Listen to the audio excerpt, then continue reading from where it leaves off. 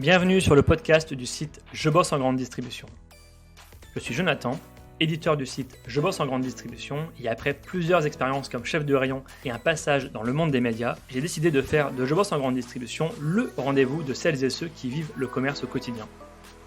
Chaque semaine, je reçois un invité pour parler des nouveaux enjeux passionnants du monde de la grande distribution. On y parle des métiers, de transition numérique ou encore des sujets liés à la RSE. Si vous êtes un auditeur fidèle ou simplement de passage, et si cet épisode vous plaît, pensez à nous laisser une note ou un commentaire sur les plateformes d'écoute comme Apple Podcast ou Spotify, cela nous aide énormément. Place maintenant à l'épisode du jour, bonne écoute.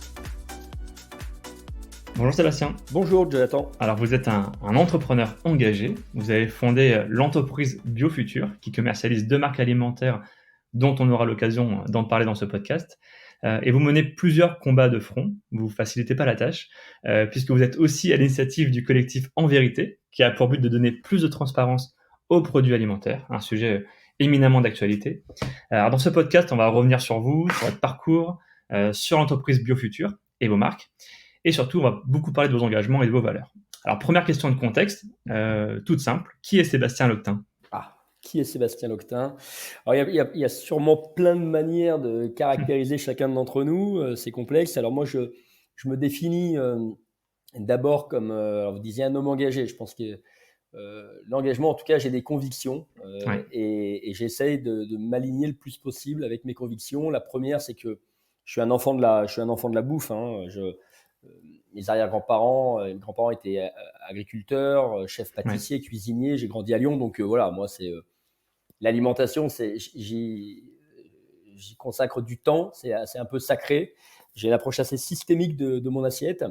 Et donc, j'ai fait ma carrière assez naturellement dans l'agroalimentaire. Après mon école de commerce à Lyon, je suis rentré chez Le Sieur. Oui. Et puis, je suis passé ensuite chez Amico Intro, Rémy Martin. Oui. Puis en filière à l'étranger. Okay. Donc, j'ai pu beaucoup apprendre. Voilà. Et puis, je suis devenu papa entre-temps.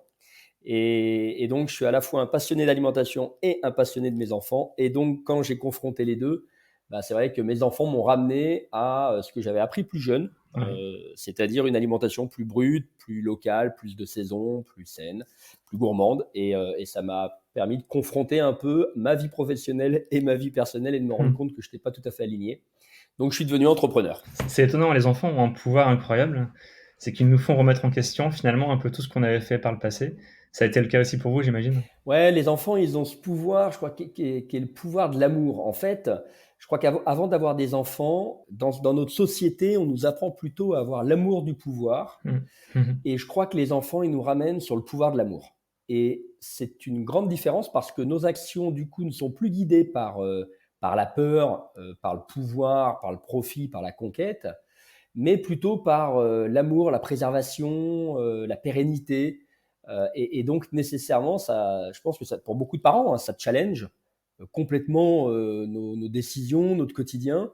Après, on peut décider de rester dans l'amour du pouvoir, mais j'ai plutôt essayé de basculer, effectivement, pour mes enfants sur un autre rapport au vivant. Ouais, mais c'est très 2022 finalement, parce qu'il y a toutes des questions autour de l'éco-responsabilité. Enfin, je dirais 2010-2020, pour resituer le contexte, mais c'est très récent finalement. Je pense pas que moi, mes parents en tout cas, avaient cette compréhension peut-être du monde dans lequel on vivait et cette responsabilité justement à transmettre des valeurs à leurs enfants.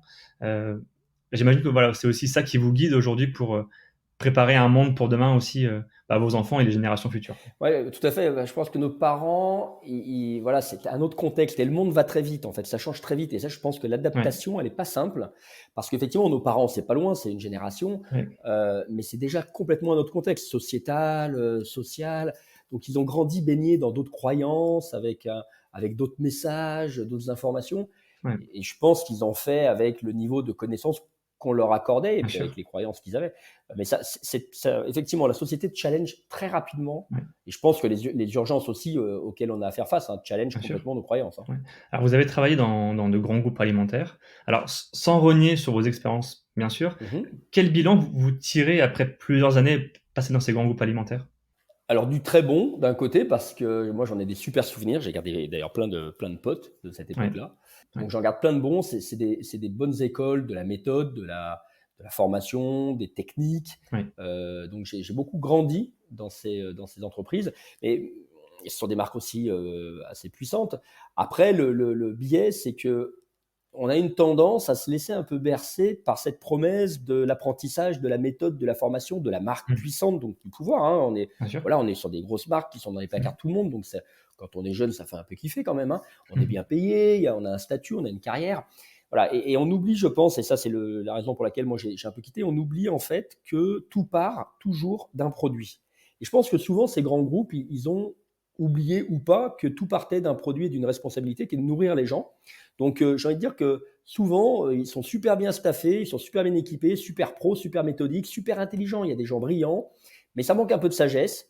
Et c'est un peu souvent le sujet de la RSE également. Je Ouais, crois que la RSE, je vois beaucoup d'entreprises qui font de la RSE. On commence toujours par l'habillage, par le paquet bien cadeau, sûr, mais ouais. on oublie d'attaquer le vrai nœud du problème, qui est le produit. Vous pouvez avoir une belle usine, mais si vous sortez de cette usine un produit qui est délétère, en termes de RSE, je trouve que c'est très limitant. Donc voilà. Donc ces grands groupes, moi j'en garde beaucoup d'apprentissage. Et puis, ben voilà, les raisons pour lesquelles j'ai quitté, c'est que j'étais pas du tout aligné avec la vision qu'ils ont de l'alimentation. Alors justement, qu'est-ce qui vous a poussé concrètement à vouloir entreprendre? Alors vous avez fondé BioFuture, Oui. c'est ça? Vous avez 2 marques alimentaires qui sont Nod et Quintessence. Pourquoi avoir envie de justement créer vos propres marques? Parce que à ce moment-là, j'étais dans une recherche de sens. Et je crois que c'est important de donner, enfin en tout cas moi, c'est important de Ouais. me sentir utile, de donner du sens à mon quotidien, d'avoir le sentiment d'avoir un impact positif Ouais. sur mon écosystème. Alors moi, je l'ai fait à titre perso dans ma cuisine d'abord, hein, Mmh. à travers mes enfants. Mais après, tout seul dans ma cuisine, je trouvais que ça allait pas assez vite. Et je me suis dit peut-être que je peux faire une part un peu plus grande en créant ma société. Et en créant ma société, je voulais au niveau alimentaire, alors j'aime bien cette phrase, qui est de dire, moi, je voulais aider les gens à changer le monde, Ouais, mais sans changer leurs habitudes. ambitieux. Ouais. Parce que moi, j'ai des croyances aussi, comme tout le monde, j'en ai deux notamment, c'est que la première, l'alimentation est probablement un des plus grands leviers pour transformer la société, et Ouais, positivement. On l'a vu en, ouais, en 50 ans, elle l'a transformée négativement. Je pense qu'on peut la transformer rapidement positivement. Donc c'est un levier extraordinaire qui touche l'emploi des paysans, l'emploi des PME, la santé des gens, la planète. ouais. Et en même temps, je sais que les gens ont des habitudes et que si on veut aller vite, c'est compliqué de demander aux gens de tout changer. Donc la mission de BioFuture, ça a été comment aider les gens à changer le monde sans changer leurs habitudes. Et ça passe par effectivement leur proposer des produits à impact Ouais. qui vont s'inscrire dans leur quotidien. Quand on entreprend dans le même domaine d'activité, Oui. c'est qu'on a aussi la volonté de proposer une autre version que ce qu'on a vécu par le passé, une version plus à son image, plus à ses valeurs. Mhm. Et je vais faire le parallèle avec le podcast que j'ai enregistré avec Georges Léoui, pardon, sur le storytelling. Et il disait que dans une entreprise, il y a une histoire. Et dans une histoire, il y a un héros, il y a des méchants. Donc dans votre histoire, c'est vous le héros. Et qui sont les méchants? Je sais pas si je suis le héros, je sais qu'il y a plein de héros. Moi, j'ai une super équipe. On travaille avec des paysans qui sont aussi des héros. Les vrais héros, je pense que c'est les paysans Ouais, qui font l'effort de travailler avec une agriculture durable, dans le respect de la terre, dans le respect eux aussi de leur santé.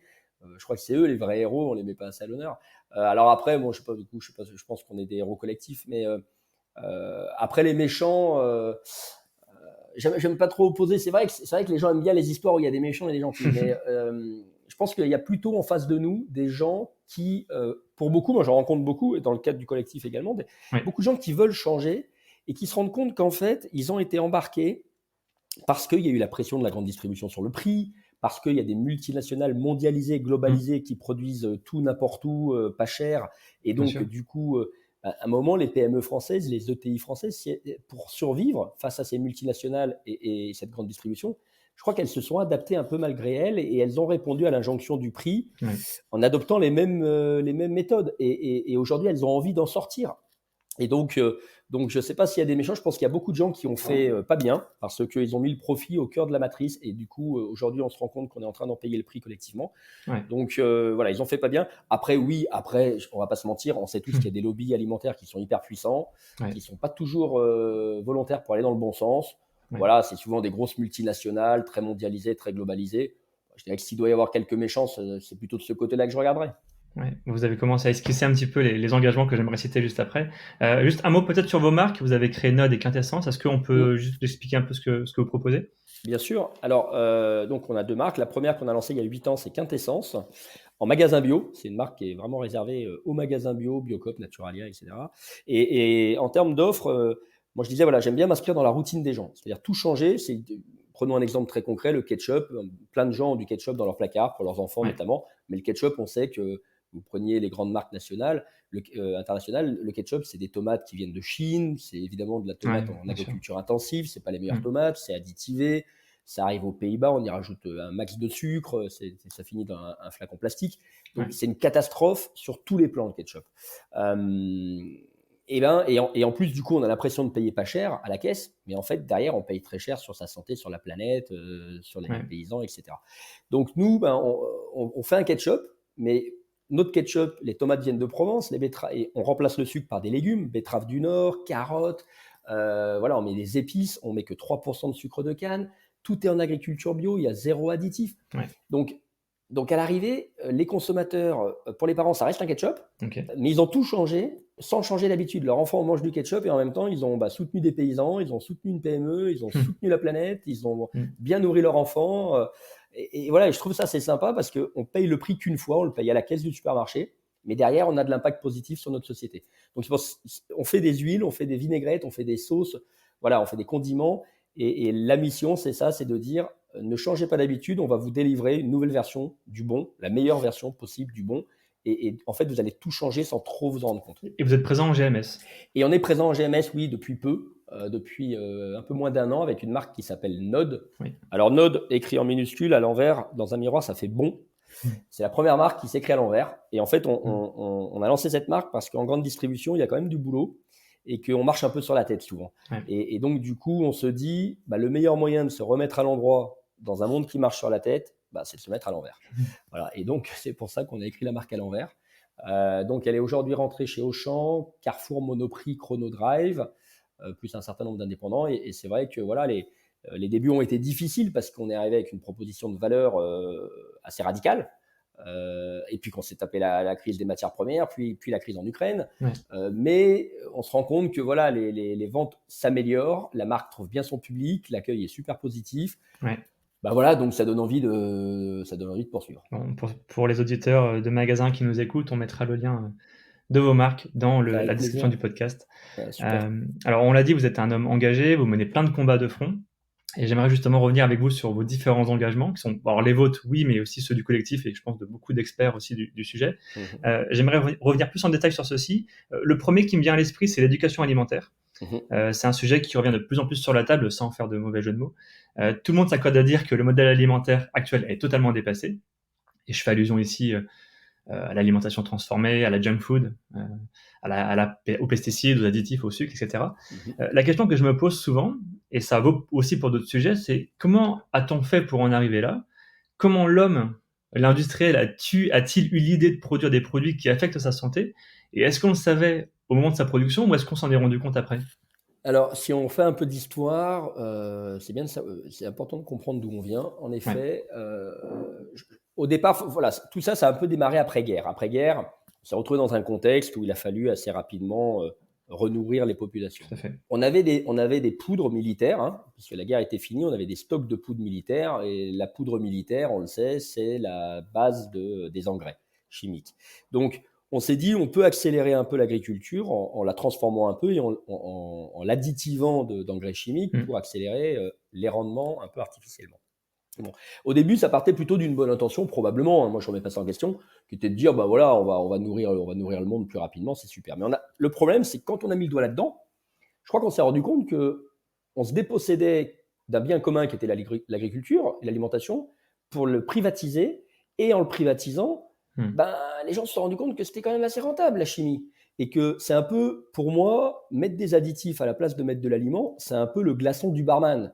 Ouais. Plus vous avez de glace dans votre verre, moins vous avez de boisson. Donc, c'est un peu la fortune du barman. Et du coup, les industriels ont commencé à se dire, Mm. elle est bonne l'affaire. Et Ouais. pourquoi donc on s'arrêterait? Et cette idée qui était de nourrir le monde, en fait, ça a été la belle histoire, le storytelling pour vendre toutes ces inepties. Parce qu'on se rend bien compte qu'à l'époque, il y avait 3,5 milliards de personnes qu'on n'a jamais nourries pour autant.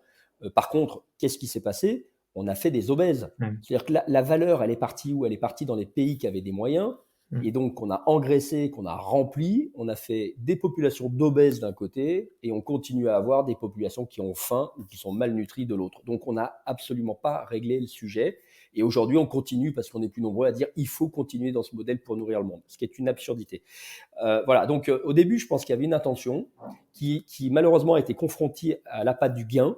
Et l'appât du gain a fait que la machine s'est accélérée et que les gens n'arrivent plus n'ont plus jamais su en sortir. Et évidemment que les actionnaires attendent plus de profit, les boîtes veulent faire plus de profit et tout est guidé par le profit.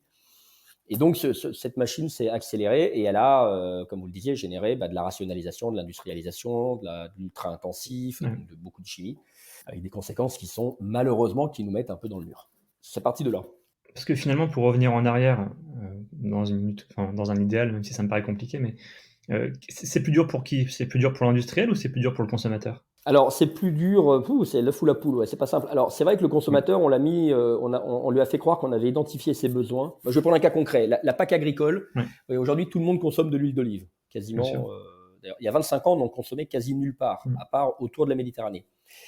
Et avant l'huile d'olive, on consommait quasiment tous du tournesol. Ouais. Et en France, avant le tournesol, de l'arachide. Et en fait, c'est pas anodin. C'est-à-dire qu'on fait croire aux consommateurs que l'huile d'olive, c'est fantastique, à coup de publicité sur le régime crétois, sur le taux de cholestérol, la maladie cardiovasculaire. On lui fait croire que c'est fantastique. Et en fait, ça, c'est juste un habillage d'une décision politique votée au sein de la politique agricole commune dans les années 90 qui a subventionné la culture de l'olivier. Donc, on a eu des rendements immenses en huile d'olive, en conventionnel. Il fallait bien les vendre. Donc, l'Union européenne, elle va voir les industriels et elle leur dit, les gars, on a beaucoup de production d'huile d'olive, il faut écouler. Donc, on finance de la communication, etc. Et on fait croire aux gens que l'huile d'olive, c'est fantastique pour rendre cette huile quasi mono-consommation. Et en fait, on ne rend pas service aux gens, on leur raconte des belles histoires pour leur faire changer leurs habitudes de consommation comme ça régulièrement. Donc, je suis plutôt tolérant avec le consommateur parce que le consommateur, il n'est pas ingénieur agronome, il n'est pas expert en nutrition, il n'est pas expert en filière. Lui, il veut juste se nourrir, il fait confiance au départ aux marques. Et en fait, on lui raconte des belles histoires, on le met dans des impasses. Alors oui, il pourrait être plus vigilant, oui, il pourrait être un peu moins feignant, oui, évidemment, avant on passait 4 heures par jour en cuisine, maintenant on doit passer 15 minutes par jour en cuisine. Donc oui, peut-être qu'il faudrait y passer un peu plus de temps en cuisine. Donc je ne dis pas que le consommateur n'est pas responsable, parce qu'on est tous responsables, bien entendu, mais je crois qu'il y a quand même clairement une responsabilité prioritaire au niveau des industriels. Alors concrètement, du coup, est-ce que vous avez peut-être des propositions pour l'industrie? Que doit-on faire? Que peuvent-ils faire?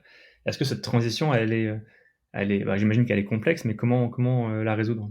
Alors, elle est complexe et tant qu'on maintient le consommateur dans une mauvaise éducation, je crois que le consommateur, il ne peut pas reprendre sa consommation en main et il ne peut pas faire évoluer les lignes. On le voit, le consommateur, l'éducation du consommateur, elle commence nécessairement par le packaging. Elle commence nécessairement sur le produit. C'est là que l'éducation commence. Moi, quand j'entends des groupes comme Nestlé qui disent, et c'est très bien, il faut faire de l'éducation alimentaire à l'école. Je suis pour, évidemment, former les enfants. Et si on forme les enfants aujourd'hui, on aura des résultats dans 20 ans. On n'a pas 20 ans devant nous. On est en urgence. On n'a pas 20 ans. La transition, elle doit s'opérer rapidement. Sinon, elle va être radicale, elle sera brutale. Donc, la vraie éducation consommateur, avant de commencer et de demander aux professeurs d'éduquer les enfants, peut-être que les marques devraient commencer elles-mêmes à éduquer le consommateur en lui disant simplement la vérité sur les packaging. Je crois que ça commence là, le contrat de confiance. Donc, parmi, je crois, moi, les grandes mesures qui doivent permettre à notre modèle de se transformer, la première mesure, c'est la vérité. Je pense qu'il faut qu'on arrête de raconter des sottises aux consommateurs, qu'on arrête de le balader. Il faut qu'on mette la vérité au cœur de l'enjeu alimentaire. Alors justement, ça c'est un de vos engagements, c'est la transparence, et c'est le deuxième engagement que je voulais citer avec vous. Votre mouvement, justement, En Vérité, est une association, c'est ça, si je ne me trompe pas. Oui. Et vous militez avec une trentaine de marques adhérentes, ou même plus d'ailleurs, il me semble. 52 aujourd'hui. 52. Justement, pour imposer plus de contraintes de transparence aux industriels. Alors déjà, qu'entend-on par cela, et de quelles informations parle-t-on? Alors, le collectif, nous, on l'a initié en fin d'année dernière et puis on l'a monté en association en début d'année. Il est réservé aux marques alimentaires, qu'elles soient marques distributeurs ou marques nationales. Et le constat, on est parti d'un constat très simple qui est de dire, aujourd'hui, il y a un truc qui est inadmissible, c'est que les Français ne savent pas ce qu'ils mangent. On est quand même dans un pays, le pays des droits de l'homme, et on nous a volé, spolié le droit de savoir ce qu'on mange. On le voit avec la crise en Ukraine. Regardez, là, les gens découvrent que l'huile venait d'Ukraine, que la moutarde vient du Canada, que les œufs viennent de Pologne. Enfin, on est en train de découvrir qu'en fait, on ne sait pas d'où vient ce qu'on mange. C'est quand même aberrant. On ne sait pas ce que ça fait à notre santé. C'est fou. On ne sait pas quel impact ça a environnementalement. Enfin, c'est un truc de malade. Et les gens payent pour ça. C'est-à-dire que les gens payent pour ne pas savoir. Les gens payent pour s'empoisonner, les gens payent pour grossir, pour être en mauvaise santé, pour polluer la planète. Donc je crois qu'effectivement, le truc, il est parti de là en se disant comment est-ce qu'on peut être plus juste et redonner le pouvoir aux consommateurs. Et évidemment, ça doit, je trouve que c'est assez chouette de se dire que ça doit partir des marques, parce qu'on est les premiers metteurs en marché, parce qu'il y a plein de marques qui veulent faire bouger les lignes et qu'elles ne peuvent pas le faire. Pourquoi ? Parce que, je vais prendre un exemple, si demain vous êtes une grande marque, un Dossi, un Yoplait, un Candia, Bien sûr. un Jardin Bio, etc., et que vous dites ce que vous faites, parce que vous avez mis en place une action, mettre en place des actions vertueuses, ça coûte cher. C'est long, il faut transformer, ça coûte plus cher. Donc, il faut arriver à le valoriser, son action positive. Mais si, quand vous voulez la valoriser sur votre packaging, à côté de vous, vous avez un concurrent qui raconte n'importe quoi, et en laissant croire que c'est aussi bien que ce que vous avez fait, bah, il y a une asymétrie d'information qui fait que votre initiative, elle ne peut pas être valorisée auprès du consommateur, parce qu'il y en a un qui ment. Donc, les règles du jeu ne sont pas les mêmes pour tout le monde, et donc, bah, ça tue toutes les initiatives positives dans l'œuf. Ça donne pas envie d'y aller. Donc, il faut un moment que tout le monde joue avec les mêmes règles du jeu. Ouais, on a, enfin, on a beaucoup parlé des marques, justement, de la responsabilité des marques. On ne parle pas des distributeurs, qui pourtant eux aussi ont un rôle à jouer, et c'est eux aussi, enfin, ce sont les enseignes aussi qui ont habitué les consommateurs à avoir des oignons qui venaient de Nouvelle-Zélande et des tomates qui venaient de Chine, etc. Enfin, j'exagère, c'était plutôt pour le ketchup l'exemple. Mais voilà, la grande distribution a aussi un rôle à jouer. On voit des choses se faire en ce moment. On voit que chez Casino, là, qui fait la promotion en tout cas des fruits et légumes de saison. On voit des enseignes qui justement arrêtent de proposer à la vente des produits qui ne sont pas forcément du coin. La grande distribution a aussi un rôle à jouer, clairement. Bien sûr. La grande distribution a un rôle à jouer, les marques, tout le monde a un rôle à jouer. Enfin, nous, consommateurs, on a un rôle à jouer, évidemment, en se renseignant. Les distributeurs ont un rôle à jouer, les marques ont un rôle à jouer. Les professionnels de santé ont un rôle à jouer. Moi, je suis effaré de voir le nombre de professionnels de santé qui ne commencent pas par aborder le sujet de qu'est-ce qu'on a dans notre assiette. Les leaders d'opinion ont un rôle à jouer. Les journalistes qui ont un rôle à jouer en relayant la bonne information. Les politiques, évidemment, ont un rôle à jouer. Après, les distributeurs, ils ont un rôle à jouer qui est fondamental parce qu'ils font partie de la chaîne directe. Ce sont des metteurs en marché. Et en plus, ils ont des marques distributeurs. Donc c'est des acteurs très puissants de notre système alimentaire. Donc, évidemment, ils ont une responsabilité peut-être plus forte que les autres. Et donc, il y en a beaucoup qui mènent des initiatives. On le voit, l'Acte for Food chez Carrefour, le Franco-Score chez Intermarché. Donc, ils cherchent tous comment est-ce qu'ils peuvent angler davantage de transparence. Ça devient un vrai sujet. Après, la limite de tout ça, c'est que je trouve que, et c'est tout le principe du collectif, le problème, c'est que c'est comme les marques. Il y a plein de marques qui font des choses super dans leur coin en termes de transparence. Mais le problème, c'est que quand on fait tous des trucs dans notre coin, ça devient inaudible pour le consommateur. Aujourd'hui, Jonathan, quand vous achetez un produit alimentaire, regardez le nombre de labels, le nombre de mentions qu'il y a sur un produit. C'est du délire. Rien que sur l'agriculture, entre bio, Déméter, Nature et Progrès, haute valeur environnementale, zéro résidu de pesticides, sans pesticides, agriculture durable, agriculture raisonnée, nouvelle agriculture, production propre. Enfin, c'est du délire. Les consommateurs, ils sont paumés. Donc au lieu d'en rajouter, chacun y va avec son truc privé. Nous, on dit, mettons-nous tous ensemble, répondons aux attentes de base des Français. Il n'y en a pas 50, les prioritaires. Le Français veut, enfin voilà, on est tous consommateurs. On veut savoir quoi ? D'abord, moi j'ai envie de savoir d'où ça vient. Bon, donc il nous faut un moment un indicateur d'origine. Je veux savoir si c'est bon pour ma santé. Il nous faut un indicateur nutritionnel. Je veux savoir si ça va flinguer ma planète. Donc il nous faut un indicateur d'impact environnemental de l'agriculture et de l'élevage. Et enfin, les Français veulent savoir s'il y a des additifs dans leur assiette, des additifs cachés notamment. Et donc, si on arrive à régler déjà ces 4 informations-là, au lieu d'essayer d'en traiter 50 autres, on aura réglé 80% de l'impact. Donc, nous, ce qu'on demande, c'est alignons-nous tous ensemble, mettons la pression sur les politiques pour qu'ils prennent leurs responsabilités et qu'ils arrêtent d'être soumis au lobby des multinationales. Réunissons-nous, faisons pression et réglons déjà ces 4 informations-là. Et si on fait ça, c'est magique parce qu'on aura, je pense, les clés pour transformer notre agriculture et notre alimentation. Je vais rebondir sur un sujet hyper important sur l'extra-labellisation. Enfin, je pense qu'on en met un peu trop partout.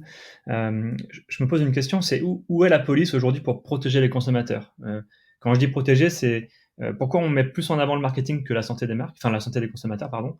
Je pense qu'effectivement, le marketing, on a fait beaucoup trop pour semer la confusion justement dans la tête des consommateurs. Et je fais référence notamment à l'alimentaire, oui, mais un petit peu aussi aux cosmétiques, où là, les labels sont aussi étalés sur le Mmh. packaging et pas toujours euh, avec justesse. On a confondu parfois le naturel à des produits bio. Euh, voilà, je trouve ça, voilà, c'est pas normal aujourd'hui qu'on en soit arrivé là. Où est la police? Qui doit faire la police finalement, à part le gouvernement, j'imagine, mais est-ce qu'il y a quelqu'un d'autre? Alors, c'est vrai qu'au niveau alimentaire, on n'a pas de haute autorité de la régulation comme ça existe par exemple Ce dans qui la est fou. pub. Voilà. Ouais, ce qui est fou parce que enfin, on parle quand même de nourrir des gens, des Bien enfants, sûr. de notre planète. Enfin, moi, je trouve qu'on est dans un système qui est démentiel et je pense que là, c'est aux politiques. Je crois qu'il y a un moment, il faut arrêter les débats d'experts. Je pense qu'il faut revenir à du bon sens. Je vais prendre un exemple très simple. Quand les nitrites, à l'Assemblée nationale, il y a eu un vote pour l'interdiction des nitrites. Bon. Oui. Pourquoi les lobbies vont gagner? Parce que les lobbies, ils déplacent le sujet des nitrites, qui est un sujet à l'OMS, ils les a classés cancérogène probable. Ils déplacent, ils déplacent le problème sur la démonstration du problème santé, qui est compliqué, qui n'est pas toujours simple à résoudre. Et donc, du coup, ils viennent avec des études complètement financées par ailleurs pour dire, Mm. regardez, en fait, il n'y a pas de problème. Et donc, ça devient un débat d'experts. Et comme ça devient un débat d'experts, l'ANSES doit trancher, l'ANSES sous influence. Est-ce qu'ils vont prendre la bonne décision? Ils vont demander 2 ans, 3 ans pour ça. Et du coup, on reporte encore à dans 3 ans le débat. Mm. Et rien n'avance. Et je pense qu'à un moment, il faut faire preuve de bon sens. Les Français, si on se dit qu'il y a un risque potentiel sur les nitrites, euh, à minima, soit on fait un principe de précaution, on l'interdit, voilà, soit, dans ce cas-là, on informe les Français. C'est-à-dire, plutôt que de marquer sur un packaging sans nitrite, celui qui a décidé d'en mettre, puisque a priori Ouais, c'est il le formidable et dit. qu'il n'y a pas de problème, il le dit. Il dit avec nitrite. Et puis le consommateur tranchera. Ouais. Mais je trouve que du coup, les politiques manquent vraiment de simplicité, de courage, de bon sens. Ils rendent très complexes des sujets qui peuvent être réglés très simplement par la transparence. Mm. Et donc, évidemment que les politiques ont une responsabilité très importante à prendre. Et la DGCCRF et la police qui défend l'intérêt des populations devraient être la police. Malheureusement, ils ont peu de moyens. Ouais. Et ils sont parfois un peu contraints dans leurs investigations, donc ils ne peuvent pas toujours investiguer comme ils le souhaitent. Mais moi, je trouve inadmissible de voir, par exemple, vous voyez, sur un ketchup type Heinz, je trouve inadmissible de voir qu'il n'y a rien, aucune mention, on ne Mm. sait pas ce qu'on achète, et il y a juste une belle tomate grappe Mm. en packaging. Il n'y a pas de tomate grappe dans Heinz, donc il faut arrêter le délire. Il y a un moment, les Ouais. consos, il faut qu'ils arrêtent d'acheter en aveugle, c'est pas possible. Il y a un autre sujet qui vous tient à cœur, c'est le soutien à l'agriculture française. Ah oui. Techniquement parlant, est-ce qu'on peut vraiment tout produire en France? Alors moi, c'est un sujet que je connais pas du tout, mais votre éclairage va être passionnant. Alors, est-ce qu'on peut tout produire? Non, parce qu'on a des matières premières exotiques qui ne poussent pas chez nous. Après, est-ce qu'on peut nourrir tout le monde avec Ouais. l'agriculture française? Oui.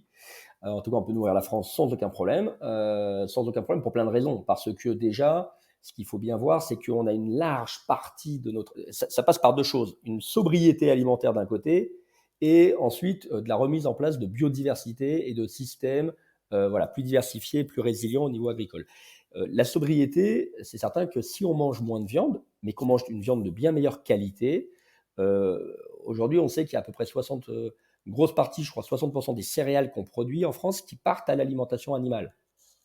Donc, ça en fait des terres pour nourrir des gens avec du végétal. Donc, évidemment, si on mange un peu moins d'animaux, mais qu'on les mange en meilleure qualité, donc plus en pâture, on va Ouais. libérer de la terre agricole pour produire ce que les Français réclament. Ensuite, d'un autre côté, on a aussi le problème je lisais qu'il y a près de 15% des terres agricoles, en colza et en tournesol, qui partent pour nourrir les voitures, pour faire du biodiesel et du bioéthanol. C'est-à-dire que c'est 1 million de tonnes d'huile de tournesol qui part pour nourrir les voitures. C'est un truc de fou. Ouais, C'est-à-dire que, incroyable. évidemment qu'on a la place, mais il faut arrêter de donner à manger d'abord aux bovins et ensuite aux bagnoles.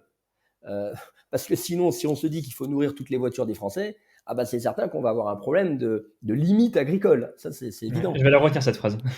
Donc voilà, donc plutôt que de nourrir les voitures, nourrissons les gens. En France, on a de quoi nourrir la population. Ça nécessite évidemment du temps parce qu'il faut transformer l'agriculture et que c'est un temps long, l'agriculture, donc ça prend du temps, mais il faut Mm. s'y attaquer maintenant. Il faut retrouver du bon sens. On ne va pas régler le problème du climat par le biodiesel et le bioéthanol. Mm. Par contre, on va le régler par l'agriculture. Donc, il faut remettre un peu l'église au milieu du village. Donc oui, Je répondrais qu'avec un peu de sobriété du côté des consommateurs et du bon sens politique et de la biodiversité agricole, on a de quoi nourrir les Français, hors matières premières exotiques. Passionnant. Et il y a un dernier sujet, je ne sais pas si vous y êtes sensible, c'est le pouvoir d'achat. Parce qu'il y a un problème de fond, c'est que des produits sains, malheureusement, les produits labellisés coûtent cher. Et dans ce contexte d'inflation, aujourd'hui, est-ce que manger sain et bio, c'est à la portée de tous les portefeuilles? Alors, c'est une super bonne question. Bon, pas dans le bon Tiens, sens, hein, j'ai d'ailleurs, l'impression. ouais, non, non, c'est vrai. Dans la sobriété dont on parlait avant, voilà, il y a le fait de manger un peu moins de viande, mais de la meilleure qualité, et puis l'histoire des voitures. Puis il y a aussi le fait de moins gâcher. Il faut quand même réaliser que près d'un tiers de la production agricole dans les pays occidentaux, et c'est encore plus aux États-Unis, je crois que c'est 40%, Ouais. est détruite avant d'être consommée. Vous imaginez 40% de ce qui est produit est détruit avant d'être consommé. C'est effarant. C'est-à-dire que on doit arrêter de gâcher, on doit arrêter d'inonder les rayons de produits qui servent à rien. Enfin, tout ça, à un moment, le modèle, faut le challenger. La planète peut nous nourrir, mais elle peut pas nous nourrir Mmh. avec ce modèle-là. Donc, pour répondre à la question ouais, du pouvoir d'achat, alors c'est une bonne question parce que moi j'entends souvent que oui, c'est vrai qu'en facial, en valeur faciale, les produits sains, alors peut être bio, français, voilà, sont un peu plus chers. Et c'est normal parce que Ouais. écoute, il faut savoir ce qu'on met derrière le prix.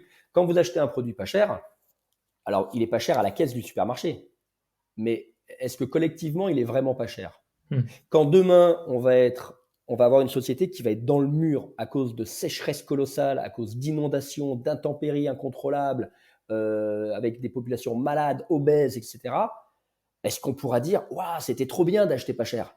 Ouais. Est-ce qu'on pourra dire ça? Ben non, on se dira mais qu'est-ce qu'on a été con d'acheter pas cher? Pourquoi on a à ce point-là banalisé notre alimentation? Personne n'a de problème à mettre 1000 balles dans un téléphone portable ou à partir en vacances. Bon, par contre, mettre un euro de plus dans son assiette, c'est le drame. Donc, il faut se rendre compte qu'à un moment, quand on sera dans le mur, là, ce sera le drame. Et ce sera le vrai drame. Parce qu'on aura payé pas cher une alimentation qui, collectivement, nous coûte très, très, très, très cher. De l'autre côté, vous avez une alimentation qui est, oui, un peu plus chère. Mais par contre, qui, collectivement, nous coûte pas cher. Ouais. Donc, qui ne nous mettra pas dans le mur. Et je pense qu'il faut à un moment changer de prisme. Donc, l'alimentation vertueuse, elle est plus chère, mais elle est plus chère à court terme. Elle n'est pas plus chère sur la durée. Donc, au global, elle est même moins chère. Donc, ça, c'est le premier point. Le deuxième point, ce qui est très injuste, c'est que ce qui rend aussi parfois cette alimentation plus chère, c'est qu'elle supporte toutes les contraintes. Moi, je prends un exemple. Nous, on fait du bio. Bon, quand vous faites du bio, finalement, vous ne mettez pas de pesticides, de fongicides, d'herbicides dans vos terres, et puis vous ne mettez pas d'additifs de synthèse dans vos produits. Donc c'est super, pas de chimie. Ouais. Et bien pour ça, moi je trouve que c'est normal de ne pas donner de la chimie aux enfants ou à la planète. Et ben en fait non, c'est pas normal. Comme c'est pas normal, on vous demande de mettre un label. Mais est-ce que c'est sur un produit bio qu'il faut mettre un label ou est-ce que c'est sur un produit chimique qu'il faudrait mettre un label? Qu'est-ce qui est Ouais. normal? Ouais. On peut se poser la question. Donc, il faut qu'on mette un label. Mais quand on met un label, c'est contraignant. Ça prend de la place sur le packaging. Puis en plus, le label, il faut le payer. Il faut faire un audit tous les ans. Ouais. Et puis, il faut faire des analyses régulièrement. Donc, du coup, ça coûte encore des coûts d'analyse. Donc, ça nous coûte plus cher au début. On prend la contrainte du coût du label, des audits, des analyses.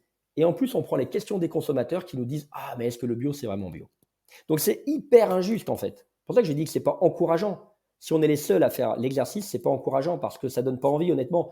Nous, on fait du bio, Ouais. on est plus cher et on gagne 2 fois moins d'argent que ceux qui font de la cochonnerie. Donc, le modèle n'est pas construit dans le bon sens. Donc on en revient finalement un petit peu au premier point de l'éducation, c'est l'éducation au consommateur pour l'inciter à peut-être à mieux gérer son portefeuille, mieux gérer son budget, le dépenser là où c'est bon pour sa santé.